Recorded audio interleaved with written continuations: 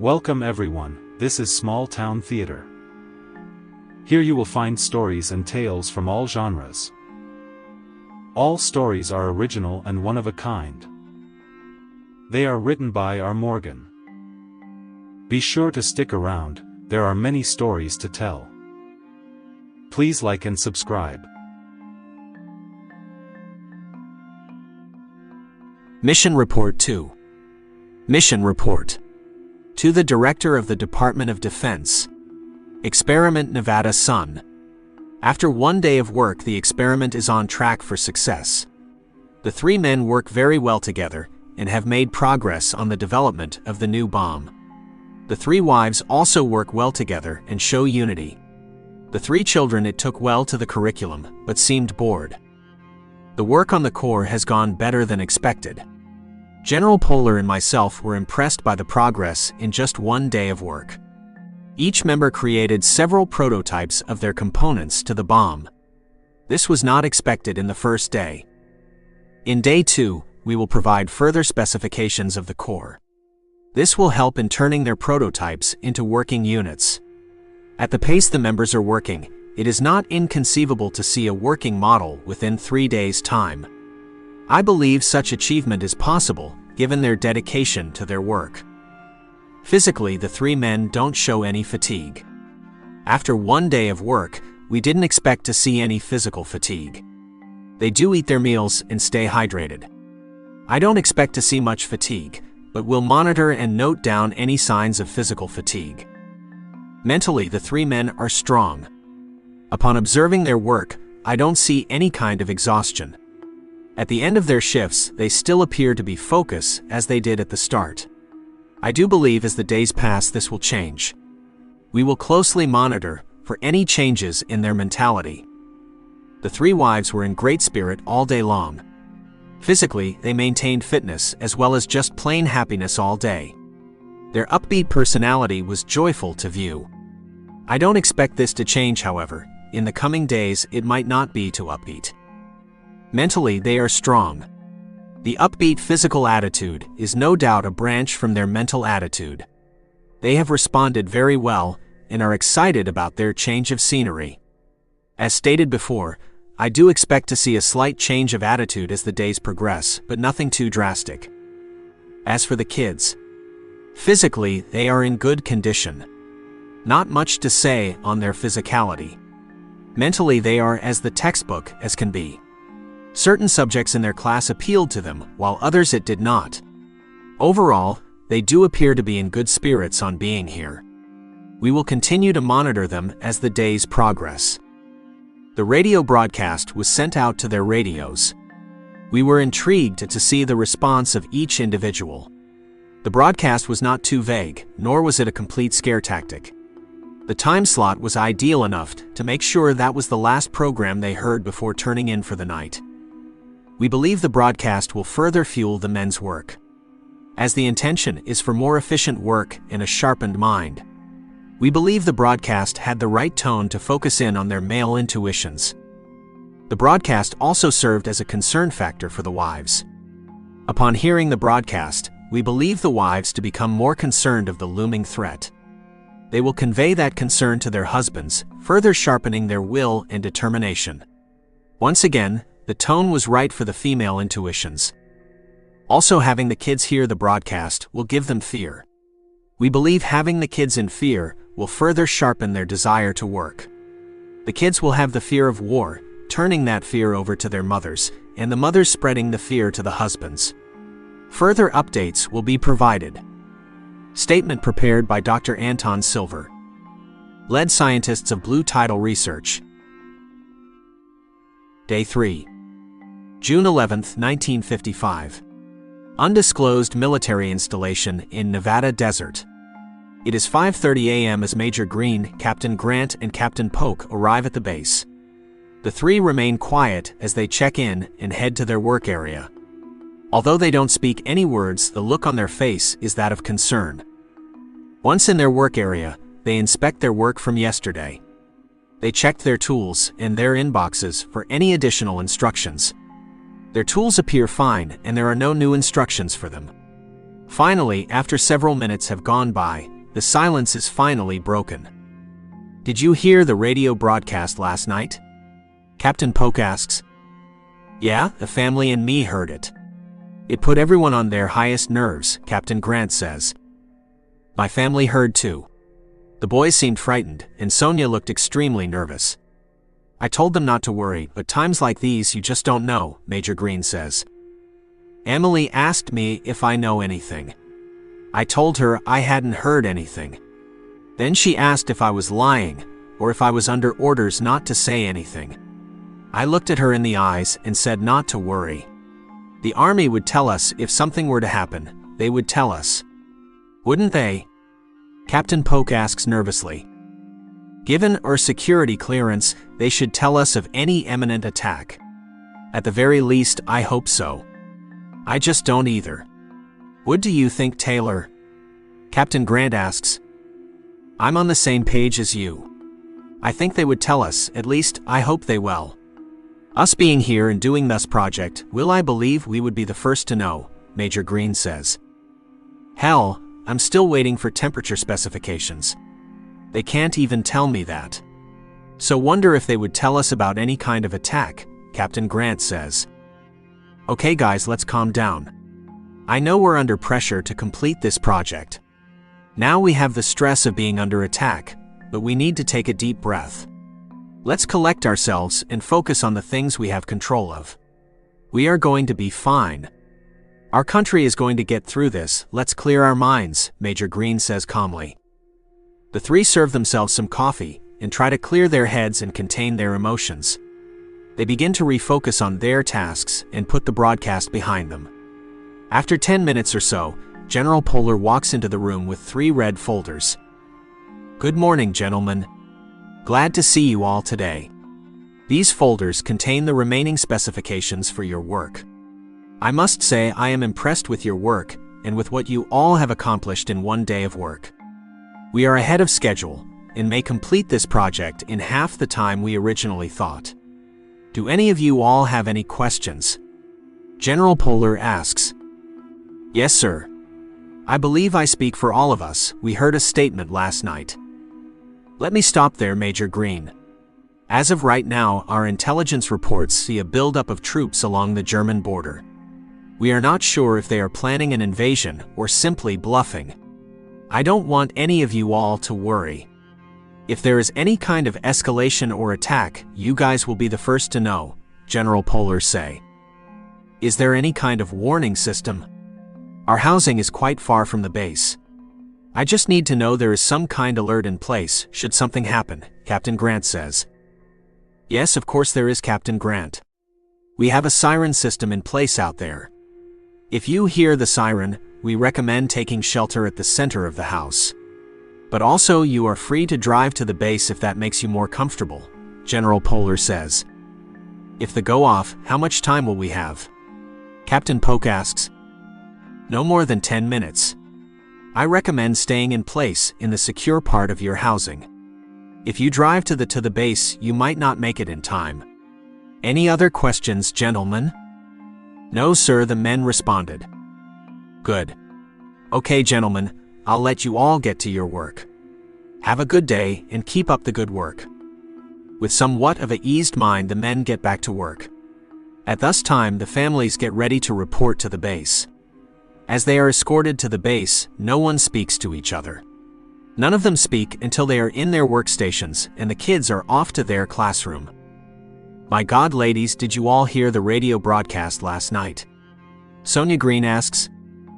"Yes, we did. To be honest, it frightened Rachel and myself. Tom didn't say anything, but I could see the look of concern on his face," Emily Grant says. The boys appeared concerned too. Taylor acted calm and unfazed by the broadcast. I guess that's their military training. To look unfazed and act nothing is happening while being concerned, Sonia says. "It scared me, but John had the same reaction as Taylor."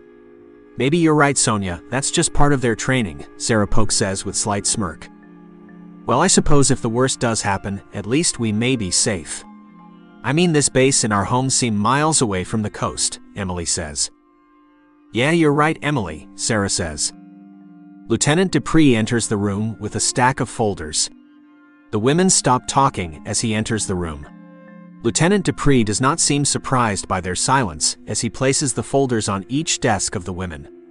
The three women look at each other, and Sonia nods her head. "Excuse me, Lieutenant Dupree, may I ask you a question?" Sonia asked. "Yes, Mrs. Green, what is your question?" "We heard a broadcast last night about an imminent danger. Is there any information or protocol that we should know about?" "Yes, ma'am. General Polar has briefed your husbands on the broadcast and protocol should any danger happen. I'm sure they can inform you on their briefing. Should anything happen while you're here on base, I will escort you to a safe area. I hope that answers your questions." "Thank you, Lieutenant Dupree. That was very helpful. I shall be on my way. Should you need anything what else, please press the button by the door." Lieutenant Dupree exited the room and the ladies got to work. Without realizing how much the time had gone by, it was already lunchtime. Like yesterday, the families gathered at the mess hall. They sat down to eat, and each one mentioned how busy the day had been. The men mentioned they had been briefed on the broadcast. They would let them know on the briefing once they got home. Time was passing by fast today. Soon lunch was over, and everyone was back to their workstations. Hard at work, everyone was focused as they pursued their goals to finishing their project. Down in the filing room, the ladies had filed away their last one for the day. The kids came into the room as the ladies finished their work.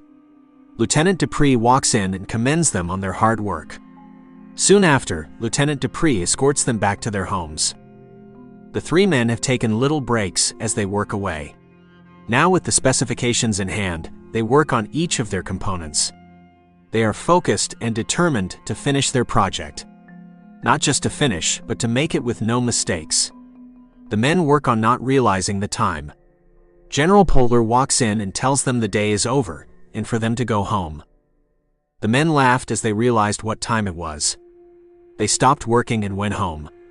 When they got home, the family sat around the dinner table at each house. Each man told their families about their briefing about the broadcast. They told their families word for word what General Polar had told them. The families understood what had been said. They had some levity of their situation should the worst happened.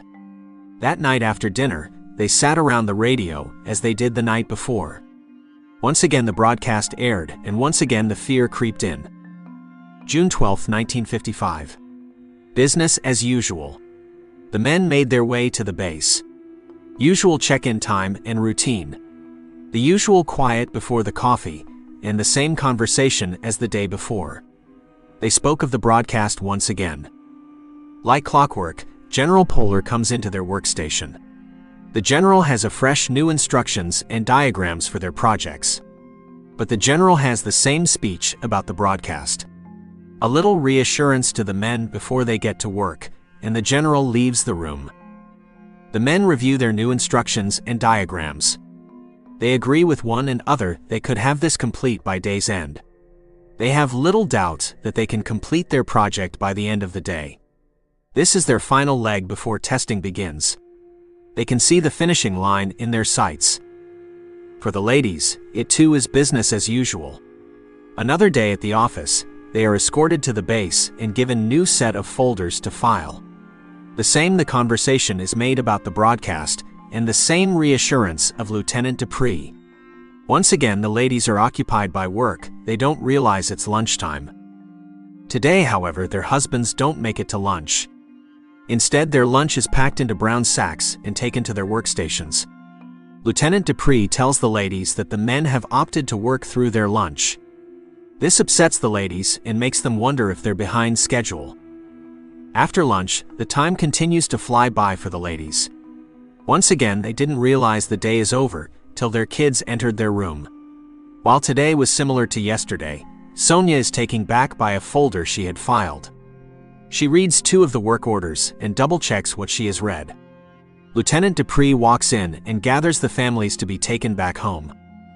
Meanwhile, the men continue to work away as well. All the hard work has paid off as they finish their project. Half an hour before the end of their 12-hour shift, they completed the project.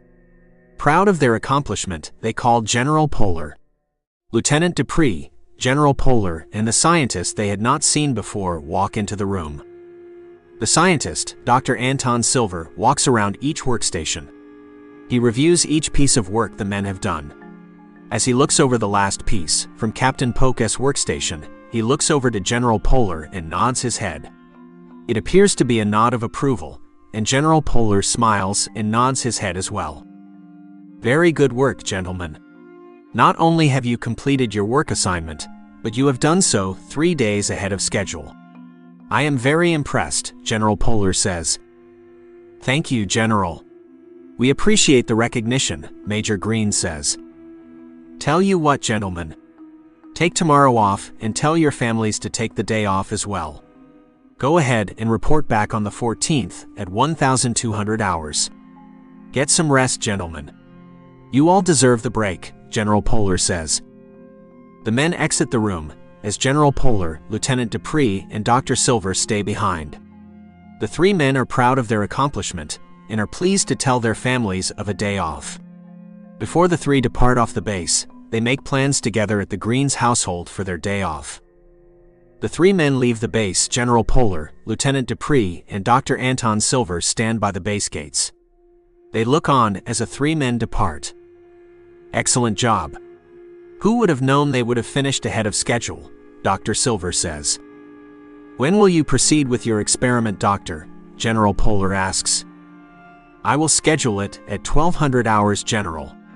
Be sure to advise the board of the time and location, Dr. Silver tells General Polar. Don't worry, they will be advised, General Polar says. The 3 men arrive home and advise their families they completed the project. They also told their families of the day off and the plans to gather at the Greens household. The families are proud of the men and are happy to have the gathering. Over at the Green household, their 2 boys are picking up after supper and begin to wash dishes. Sonia pulls Taylor to a side to speak to him about the work going on at the base. She looks over to make sure the boys can't hear their conversation. Taylor, there's something I want to ask you, Sonia asked. What is it, Sonia? I was going over a work order and was surprised by what was on it. The order called for 60 mannequins and 7 radio towers. Do you find that odd? Not necessarily, Sonia. They use mannequins for a wide variety of things. Don't worry about that. Also, don't tell anyone what you saw. Lieutenant Dupree or General Polar might get upset you were eyeing the work orders. I'm sorry, Taylor. I didn't mean to be nosy. It just looked very suspicious to me. Taylor Green gives his wife Sonia a hug. They called to the boys and sit around the radio. A nice mystery program was playing while they enjoyed their evening. After 30 minutes of the mystery program, it was interrupted by the following announcement. Good evening, ladies and gentlemen. There has been a major development at the German border. We have been informed that Soviet troops have opened fire towards West Germany. Allied forces have returned fire back to the Soviets. At this time, there has been no invasion over the border, but it remains imminent. The West Coast remains on high alert. If you live from San Diego, California to Seattle, Washington, be prepared to seek shelter should the Soviets launch a nuclear bomb.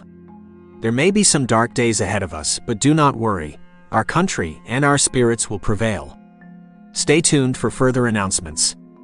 Have a good night and God bless. Thank you for listening. Join us next week for another episode of Nevada Sun. Please subscribe, like and follow.